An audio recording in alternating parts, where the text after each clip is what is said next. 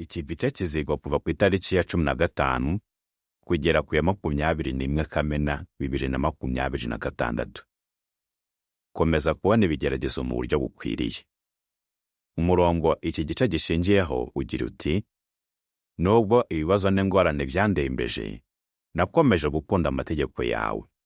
Zaburi 119 umurongo 143. Indirimbo y'122. Dushikame tutanyeganyega. Iki gice kibandaho. Muri iki gice turabureba ukuntu gukomeza kubona ibigeragezo mu buryo bukwiriye bishobora kudufasha gukomeza kuba indahemuka no kugira ibyishimo. None se amagambo avuga ngo urukundo rutayemo uburyo ya Pawulo agarutse ku murongo wa 6 asobanura iki? Reka dufate urugero rw'ibyabaye mu Rwanda. Muri jenoside yabaye muri 1994, abavandimwe n'abashiki bacu bagaragaje ko bakundana kandi ko bunze ubumwe. None se n'iki bakoze muri ibyo bihe bitari byoroshye? Bahishe abakristo bagenzi babo badahuje ubwoko, nubwo barazi ko ibyo byashobora gushyira ubuzima bwabo mu kaga. Ikibabaje nuko hari abavandimwe n'abashiki bacu benshi bishwe bazira guhisha bagenzi babo. Icyakora urukundo rutarimo uburyarya abavandimwe n'abashiki bacu bagaragaje muri icyo gihe rwatumye abandi bemera ukuri. Suzanne wari umugatolika icyo gihe yabonye uruhare idini rye ryageza mu gushyigikira jenoside. Icyakora yiboneye ukuri muri icyo gihe cya jenoside, abahamya ba Yehova bagaragarizanyije urukundo. Ibyo bituma yifuza kumenya byinshi ku byerekeye Yehova. Igishimishije ni uko yabatijwe muri 98.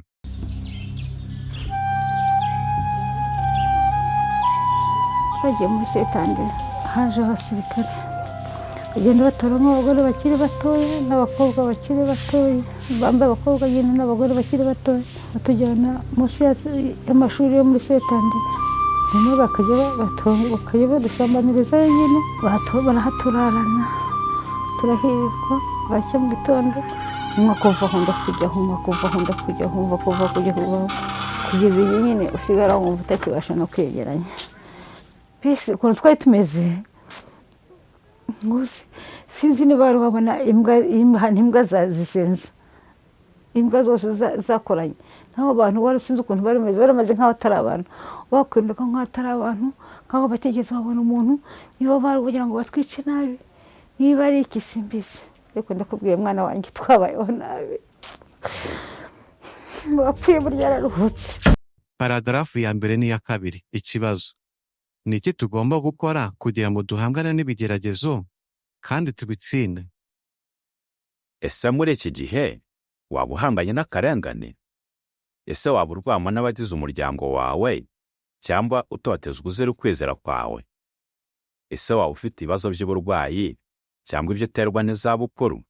Waba se ufite agahinda bitewe no kwapfushije uwo wakundaga? Kimwe n'izindi ntama za Yehova z'agaciro kenshi, ubuzima bwawe bushobora kuba bwuzuyemo ibyago n'imibabaro. Zaburi ya 90 umurongo wa 10. Kugira ngo duhangane n'ibibazo tubashe kubitsinda, tugomba kubibona mu buryo bukwiriye. Kuki ari iby'ingenzi? Twabisobanura dukoresheje uru rugero. Ibigeragezo uhura nabyo mu buzima twabigeranya n'ibintu biteje akaga umushoferi ashobora guhura nabyo atwaye imodoka. Bitewe n'ikintu giteje akaga ahuye nacyo, ashobora gukata ibumoso cyangwa iburyo, akagabanya umuvuduko cyangwa akaba ahagaze. Icyakora kugira ngo afate umwanzuro ukwiriye, agomba kuba areba neza icyo kintu. Ntashobora kukibona neza niba ibirahuri bisa nabi, wenda byandujwe n'ibyondo. Natwe rero, kugira ngo dushobore kwihanganira ibigeragezo dufite, tugomba kubibona nk'uko Yehova abibona. Muri iki gice tugiye kureba uko twabona ibigeragezo dufite mu buryo bukwiriye, uko kubona ibibazo dufite mu buryo budakwiriye bishobora kuduteza akaga, n'ibyo twakora kugira ngo dukomeze kubona ibintu mu buryo bukwiriye mu gihe duhuye n'ibibazo. Ifoto igaragaza umugabo utwaye imodoka ifite ikirahure cyanduye, atunguwe no kubona imbere ye icyapa kimubuza kuhanyura. Amagambo ari kumwe n'ifoto agira ati: kugira ngo dushobore kwihanganira ibigeragezo tubitsinde, tugomba kubibona mu buryo bukwiriye. Uko twabona ibigeragezo mu buryo bukwiriye. Paragrafu ya 3. Ikibazo: kuki muri iki gihe ntacyo twakora ngo twirinde ibibazo? Ibibazo ntaho wabihungira muri iyi si ya Satani. Twese tuzahura n'ibibazo mu gihe cyose tudatunganye, kandi n'isi ikaba iyoborwa na Satani. Nanone uko turushaho kwegereza iherezo ry'iyi si, niko ibibazo bizarushaho kwiyongera. Hashobora kuzabaho ibiza byinshi, urugero nk'imitingito, imyuzure, inkongi z'imiriro, kandi abenshi bagahura n'imibabaro bitewe n'abantu bakora ibintu bibi. Yehova aramutse akemuye ibyo bibazo byose muri iki gihe, byaba bisa naho ari gufasha Satani gutegeka isi. Igihe cyose Satani akiyoboreye isi, tuzahura n'ibyago. Mubwiriza igice cya 9, umurongo wa 12. Paragarafu ya 4. Ikibazo: ni iyihe mpamvu yindi ituma abakristo bahura n'imibabaro? Nanone duhura n'imibabaro kubera ko twumvira Kristo. Yesu yakundaga kubwira abigishwa be ko bari kuzatotezwa bazira ukwizera kwabo. Kubimenya bituma dukomeza kugira ukwizera gukomeye no mu gihe dutotejwe. Nanone iyo dukomeje kuba indahemuka mu gihe duhanganye n'ibigeragezo, tuba twizeye tudashidikanya ko turi gukora ibikwiriye, kandi ko Yehova na Yesu bazabiduhembera bakaduha ubuzima bw'iteka. Ikindi kandi, tuba tugaragaje ko twahisemo gukorera Yehova kubera ko ari we mutegetsi mwiza, naho Satani akaba ari umubeshyi. Kimwe mu binyoma Satani avuga ni uko ngo abantu badakunda Imana by'ukuri. Nanone avuga ko bayikorera bitewe gusa n'ibyibaha. Niyo mpamvu Satani agaba ibitero byinshi ku bagaragu ba Yehova kugira ngo agaragaze ko baramutse bahuye n'ibibazo batakomeza kuba indahemuka. Iyo twihanganiye ibigeragezo bitewe n'urukundo dukunda Yehova, biramushimisha cyane. Paragarafu ya 5. Ikibazo: amagambo yo mu mubwiriza igice cya 7, umurongo wa 13 n'uwa 14 atwigisha iki? Yehova yemera ko tugerwaho n'imibabaro. Yehova ntajya akora ibibi, kandi nta nubwo atugerageza akoresheje ibintu bibi. Yakobo igice cya 1, umurongo wa 13. Icyakora, Umwami Salomo yanditse ko umunsi w'ibyago ari umurimo w'Imana y'ukuri. Mu mubwiriza igice cya 7, umurongo wa 13 n'uwa 14 hagira hati: itegereza umurimo w'Imana y'ukuri. Ninde ushobora kugorora ibyo yemeye ko bigorama? Ku munsi mwiza ujye wishima ukora ibyiza, kandi ku munsi w'ibyago ujye uzirikana ko Imana yemeye ko habaho umunsi mwiza n'umunsi w'ibyago, kugira ngo abantu batamenya ibizababaho mu gihe kizaza. Muri iyo mirongo, ntiyashakaga kuvuga ko Yehova atuma habaho ibintu bibi, ahubwo yashakaga kuvuga ko bibaho bitewe n'uko yemeye bikabaho. Salomo yatanze inama nziza zishobora kudufasha kubona ibigeragezo duhura nabyo mu buryo bukwiriye. Iya mbere, tugomba kwitega ko muri ubuzima budatunganye bwo mu isi ya Satani, hari igihe tuzaba tumeze neza, ikindi gihe tukaba duhanganye n'ibibazo. Mu gihe twishimye, tujye dushimira Yehova kubera ko ikintu cyiza cyose ari Imana ibimuturukaho. Iya kabiri, Salomo yatwibukije ko tudashobora kumenya ibizabaho mu gihe kizaza. Ubwo rero, ntidushobora kumenya niba ku munsi uyu n'uyu tuzaba twishimye cyangwa tuzaba dufite ibibazo. Ibibazo bitunguranye bigera ku bantu bakora ibyiza no ku bakora ibibi. Ifoto igaragaza umugabo ushimishijwe n'umurima we, ikindi gihe akaba ababajwe n'umurima we. Ifoto ya mbere: yishimiye gusarura inyanya nziza cyane zeze mu murima we. Ifoto ya kabiri: ikindi gihe ari kwitegereza umurima we afite agahinda kuko inyanya zo zapfuye. Amagambo ari kumwe n'ifoto agira ati: tugomba gushyira mu gaciro tukitega ko muri iyi si iyoborwa na Satani, hari igihe tuzaba tumeze neza, ikindi gihe tukaba duhanganye n'ibibazo. Paragarafu ya 6. Ikibazo: kuki Yehova ashobora kwemera ko tugerwaho n'ibigeragezo? Mu gihe duhanganye n'ibigeragezo, Yehova ashobora kutwigisha ko tugomba kumwishingikirizaho aho gushaka kwikemurira ikibazo. Ibigeragezo byose duhanganye nabyo, Yehova arabibona. Iyo tubabaye, nawe biramubabaza, kandi igihe cyose aradufasha. Nubwo yakwemera ko tugerwaho n'ibigeragezo byinshi, tukaba tumeze nk'abari mu kibaya kirimo umwijima mwinshi cyane, akomeza kutuyobora, akatwizeza ko adukunda, kandi akaduha imbaraga zo kwihangana. nanone ibigeragezo bishobora kudufasha kumenya aho dufite intege nke, kandi Imana iradufasha tukarushaho kwitoza imico myiza. Mu Baheburayo igice cya 12 umurongo wa 7 igira uti, ibyo mwihanganira biba bigamije kubakosora. Dore Imana ibafata nk'abana bayo. None se ninde mwana papa wadahana? umurongo wa 11 ugira uti, Mu by'ukuri nta gihano gishimisha mu gihe kirimo gitangwa, ahubwo kirababaza. Nyamara nyuma yaho abemeye guhanwa bagira amahoro kandi bakaba bakiranutse. urugero, Yobu yagombaga kugira icyo akora kugira ngo arusheho kwicisha bugufi. Mu by'ukuri, Yehova si we wateje Yobu ibigeragezo, ariko yemeye ko bimugeraho kandi abikoresha amufasha kwiga amasomo y'ingirakamaro. Icyakora, uko ibyatubaho byaba bimeze kose, tuzi ko ikintu cyose Yehova yemera ko kitugeraho kidashobora kutugiraho ingaruka z'iteka ryose.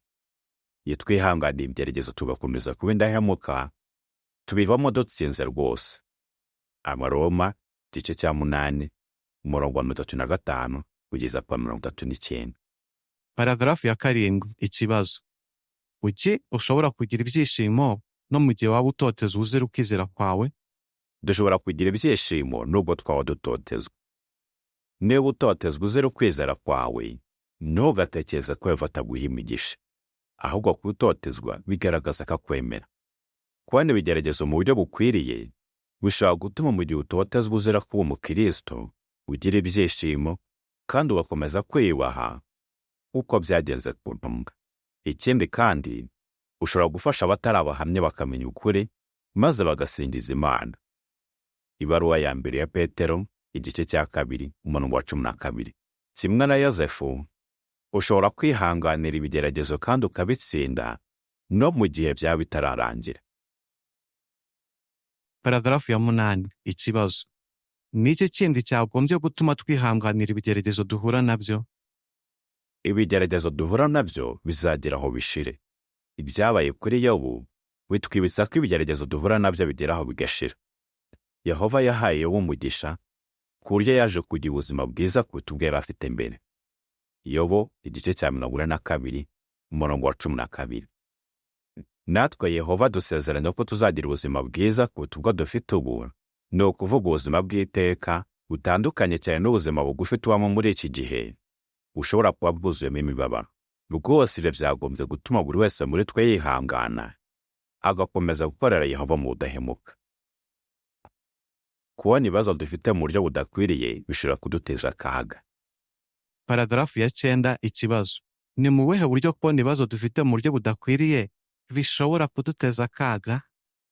Ibigeragezo byose dushobora guhura nabyo tugomba kubona mu buryo bukwiriye kugira ngo twirinde kwiteza ibindi bibazo byinshi. Urugero, dusaba gutekereza ko mu by'ukuri Yehova ari we uri kuduteza ibyo bibazo. Yobu nawe yigeze kumara igihe runaka yumva ko Yehova ari we wamutezaga ibibazo yari afite. Kuko kuntu yabonaga ibintu mu buryo budakwiriye byatumye agerageza kwiyita umukiranutsi kandi Imana ari ikiranuka. Yobu igice cya 32 umurongo wa 2. Naomi nawe yabanje kuvuga ko Imana ari yamuteje ibibazo yahuye nabyo. Iyo Yobu na Naomi bakomeza kugira imitekerereze idakwiriye, bari kurakarira Yehova maze ntibakomeze kuba inshuti ze. Icyakora Yehova yabafashije guhindura uko wabonaga ibintu, ntibakomeza kumva ko ari we wabatezaga ibibazo, kandi yabahaye imigisha kubera ko bakomeje kumubera indahemuka. Paragarafu ya 10. Ikibazo. Mu gihe duhanganye n'ikigeragezo, ni iki dushobora gutangira kwibaza? Nubwo twaba tuzi neza ko Yehova atari we uri kuduteza ibigeragezo duhanganye nabyo, dushobora gutangira kwibaza niba koko akitwitaho. Imitekerereze nk'iyi idakwiriye ishobora gutuma ducika intege. Umwami Dawidi n'umuhanuzi Habakuki bombi bahuye n'ibibazo bikomeye, kandi hari igihe bibazaga niba koko Yehova yarumvaga amasengesho bamubwiraga bamutakira ngo abafashe. Ariko icyiza ni uko batigeze bareka kumusenga. Yehova yashubije amasengesho yabo bagabo b'indahemuka kandi akomeza kubafasha. Nawe wiringire rwose ko azabigukorera. Paragarafu ya 11. Ikibazo. Ni iki gishobora kutubaho niba tutabona ikigeragezo mu buryo bukwiriye? Kutabona ibigeragezo mu buryo bukwiriye bishobora gutuma mu gihe duhuye nabyo twumva bidutunguye, tukaba twatekereza ko ibintu nk'ibyo bidakwiriye kutubaho. Hari isomo dushobora gukora ku bigishwa ba Yesu. Igihe yababwiraga ko yari kuzatotezwa kandi akicwa, ntibemeye ko ibintu nk'ibyo byashoboraga kumubaho. Urugero, inuma Petero yatekereza ko Imana itari kwemera ko Yesu ahura n'imibabaro nk'iyo, nubwo ntako atari yagize ngo abasobanurire neza imibabaro yari guhura nayo. Kubera ko Yesu yari azi ko imitekerereze nk'iyo yari kumuca intege, ikamubuza gukora ibyo Yehova ashaka, yacyashye Petero. Ndetse n'igihe Yesu yari amaze gupfa, abigishwa be ntibahise biyumvisha impamvu yishwe. Icyakora Yesu ntiyacitse intege, ahubwo yakomeje kubafasha. Igihe yabavugishaga amaze kuzuka, yabafashije kubona ibyamubayeho mu buryo bukwiriye, ubwo yabasobanuriraga neza ibyanditswe. Gutekereza ku byo Yesu yarimo abigisha byari kubafasha kwitegura ibigeragezo bari hafi guhura nabyo, kubera ko bari abigishwa be.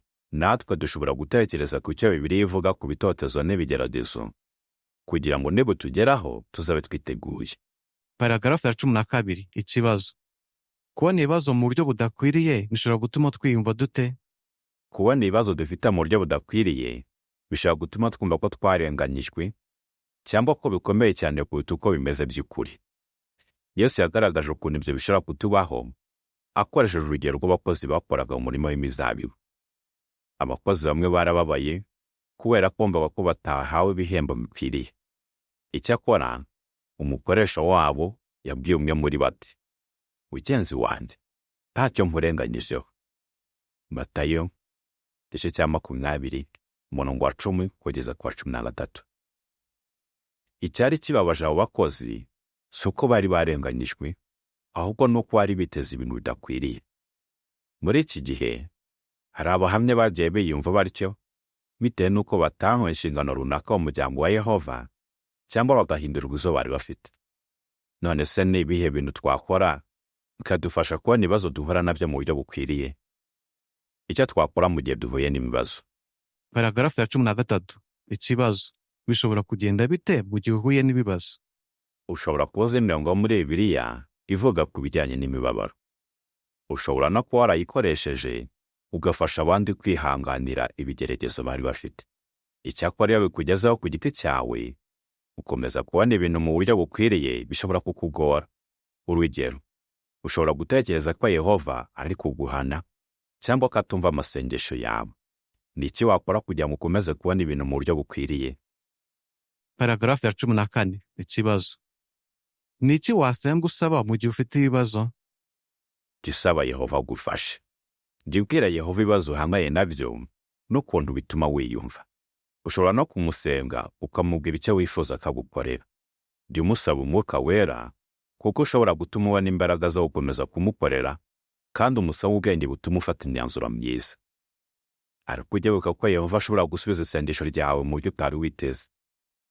Ashobora no gukoresha abamarayika cyangwa abavandimwe n'abashitsi bacu kugira ngo bagufashe.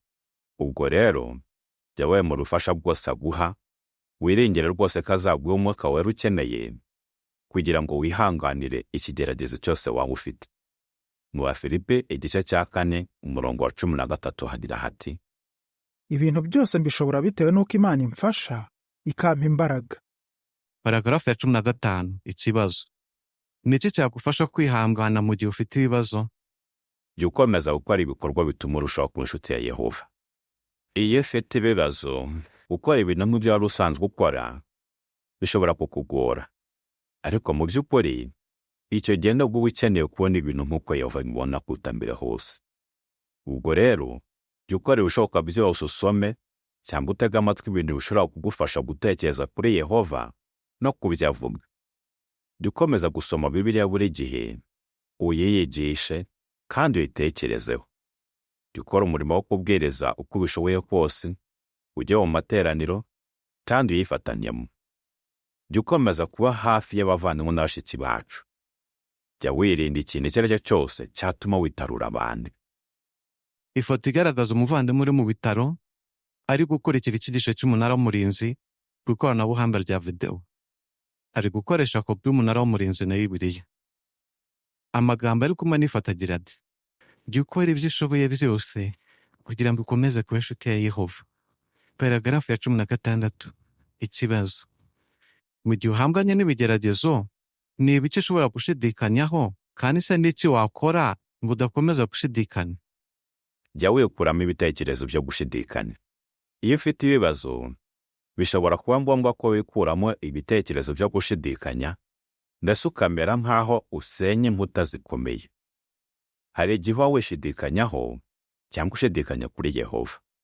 Ni ibaruwa ya 2 yandikiwe Abakorinto, igice cya 10, umurongo wa 4 n'uwa 5 hagira hati: intwaro turwanisha ntabwo ari izi zisanzwe z'abantu, ahubwo Imana niyo iduha imbaraga kugira ngo dusenye ibintu bimeze nk'inkuta zikomeye. Dusenya imitekerereze yose idakwiriye n'ibindi bintu byose bidahuje n'ubumenyi nyakuri bwerekeye Imana, kandi ni nk'aho dufata ibitekerezo byose tukabiyobora maze bikumvira Kristo. Icyagufasha kwivanamo ibyo bitekerezo byo gushidikanya ni ubumenyi nyakuri ku byerekeye Imana dusanga muri Bibiliya no mu bitabo duhabwa n'umuryango wacu. Urugero: ese waba ushidikanya niba Yehova akikwemera? Jya wiyigisha ibyabaye ku ntumwa Pawulo. Igihe yakoraga umurimo we, yahuye n'ibibazo bikomeye cyane, ariko aho kugira ngo bimuce intege, byatumaga arushaho kwemera adashidikanya ko ari umukozi wemewe wa Kristo. Ese waba wibaza niba koko Yehova yarakubabariye amakosa wakoze kera? Niba ariko bimeze, uzakora urutonde rw'imirongo ya Bibiliya igaragaza ko Yehova atubarira ibyaha byacu. Hanyuma ujye usoma iyo mirongo uyitekerezeho. Ese hari ikintu kibabaje cyakubayeho kigatuma wibaza niba koko Yehova arenda abagaragu be b'indahemuka nk'uko abisezeranya? Uzakora ubushakashatsi ku ngingo zisobanura impamvu Imana yemera ko imibabaro itugeraho, no kundi dufasha tugakomeza kuba inshuti zayo uko ibibazo twahura nabyo byaba bimeze kose. Nanone ujye usoma inkuru z'abavandimwe na bashiki bacu bashoboye kwihanganira ibyago bikomeye cyane. Ibisobanuro bigira bite?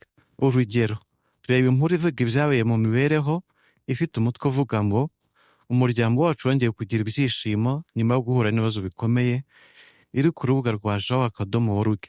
Igaragaza ukuntu umuvandimwe David Mother n'umuryango we bashoboye kwihanganira ibyago bikomeye byo gupfusha umuhungu wabo. Paragarafu ya 17. Ikibazo: twakora iki mu gihe duhuye n'ibigeragezo? Ese muri iki gihe waba umeze neza nta bibazo bikomeye ufite? Niba ariko bimeze, jya ushimira Yehova kandi umusingize bitewe n'ibyiza ufite. Ariko nuhura n'ibigeragezo, uzakomeze kubibona mu buryo bukwiriye kandi ukomeze kwiringira Yehova cyane. Nubikora, azaguha ibyo ukeneye byose kugira ngo ushobore kubyihanganira. Ibaruwa ya 2 yandikiwe Abakorinto, igice cya 10, umurongo wa 13. None se twakora iki mu gihe abavandimwe na bashiki bacu bahuye n'ibibazo bikomeye? Icyo nicyo tuzasuzuma mu gice gikurikira. Wasubiza ute? Ni iki cyadufasha kubona ibigeragezo mu buryo bukwiriye? Ni mu buhe buryo kubona ibibazo dufite mu buryo budakwiriye bishobora kuduteza akaga? Twakora iki mu gihe duhuye n'ibibazo? Indirimbo y'150. Shaka Imana ukizwe. Igice kirarangiye.